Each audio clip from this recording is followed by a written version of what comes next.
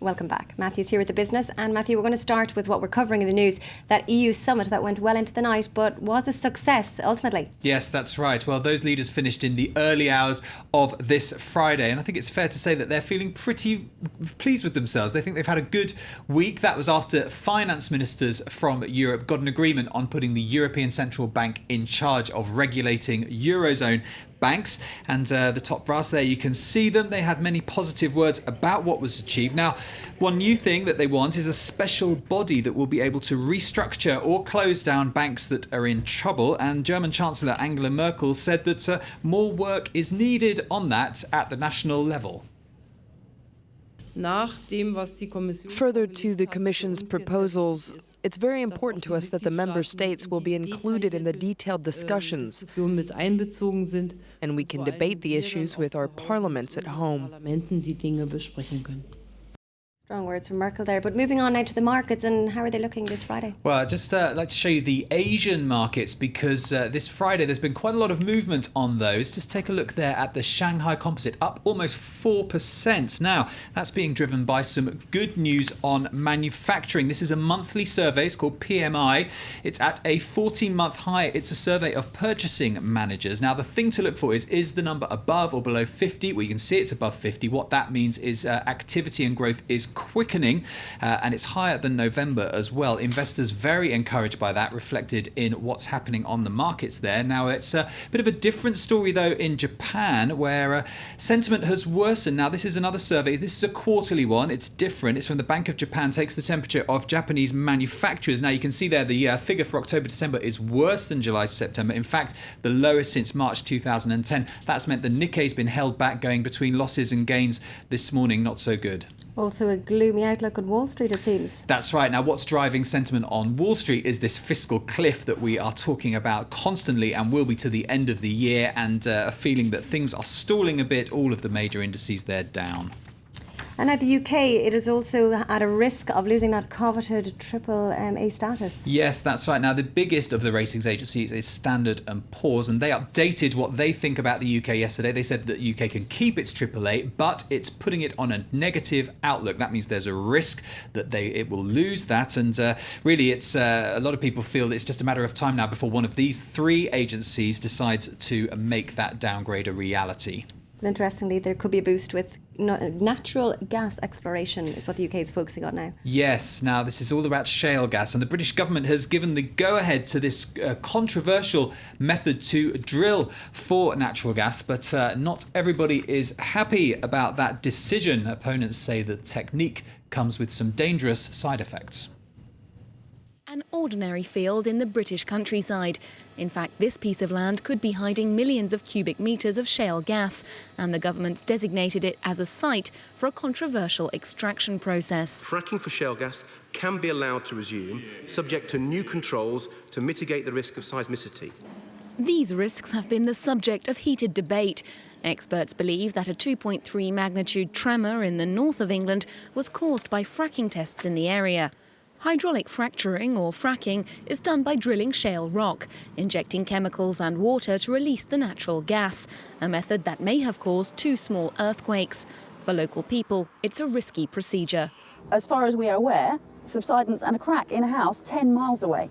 What magnitude of earth tremor does it take to crack a railway track at 100 yards? Main, London to Brighton commuter line. Ecologists in Britain have called for fracking to be banned. However, Prime Minister David Cameron defended the practice before a parliamentary commission.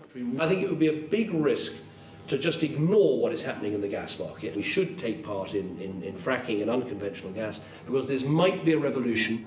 Drilling will begin at some sites next month, but it will be 5 years before enough combustible gas can be extracted to serve Britain's gas needs for decades to come. Well, let's get some of the day's other business news. And France's Constitutional Court has struck down plans for a tax on energy drinks. The Red Bull tax, as it's known here in France, is aimed at curbing the habit of young people mixing energy drinks with alcohol. Well, the court said that while cutting down on binge drinking was justified, taxing a non-alcoholic drink to get there was not. Well, harsh words for playmaker Boeing from Qatar Airways. The airline has grounded 3 787 Dreamliners. That followed a problem with one of the aircraft's power generators. Qatar Airways says it will seek compensation from Boeing. But better news for Boeing's rival Airbus. Air Asia has confirmed a €7.2 billion order for 100 jets. That makes it the planemaker's biggest customer. The low-cost airline has already ordered 375 aircraft from Airbus. Well, staying with Airbus, and there's some major problems for the company's suppliers. Yes, that's right. Now, the company's doing pretty well. We just heard there an extra order from Air Asia as well. Now, to meet this demand, the company relies on hundreds of suppliers, but many of those companies are having trouble getting financing from banks. Our correspondent, Chris Bockman, has more. This company in southwest France is a relatively rare success story. Its main customers at Eurocopter and EADS have a 7-year backlog of work, so it needs to ramp up production too by expanding its headcount from 130 to 190 over the next 3 years and invest €2.5 million in new machinery. But getting bank loans is proving the main problem. It's more difficult to find money on the market than before 2008. We need a lot of money now. So we really need to discuss with our banks. Banks are now reluctant to invest in industries as turbulent as the aerospace industry, and private investors want a quick return on their money. It's a problem facing hundreds of suppliers in France attending this trade fair close to Airbus headquarters in Toulouse. Much of the talk was focused on how they can profit from the massive order book at the European airplane maker by investing in new equipment and staff. The answer clearly appears not to be risk-averse traditional banks, but bonds backed by state and regional government. One of the tools could be the Banque Publique d'Investissement. This will be the local bank in order to finance local companies. And this could be one of the solutions for the companies. Aerospace suppliers need rapid solutions because there's more at stake than just a backlog of orders, but research and development investment for the next generation of aircraft to worry about too.